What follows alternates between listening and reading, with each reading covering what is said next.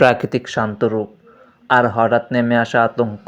আজকের দিনটা যেন এক অদ্ভুত অভিজ্ঞতার সাক্ষী হয়ে রইল। জুমার নামাজ পড়ার উদ্দেশ্যে ঘর থেকে বের হলাম। গন্তব্য ছিল আমার ঐতিহ্যের প্রতীক ৬০ গম্বুজ মসজিদ, বাড়ির কাছে। তাই ধীরস্থিরভাবে হেঁটে রওনা দিলাম। হাতে কিছুটা সময় নিয়ে পৌঁছে অজু সেরে নিলাম।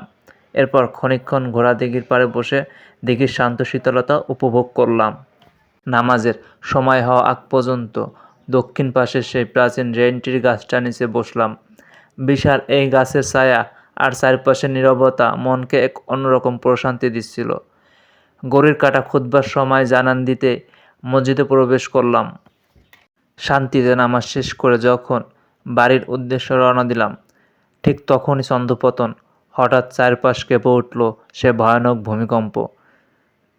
জীবনের নিরাপত্তা প্রাকৃতিক শক্তির কাছে আমরা কতটা অসহায় তা যেন মুহূর্তে মনে করে দিল।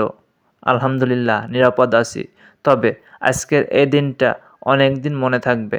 সবার জন্য দোয়া রইল।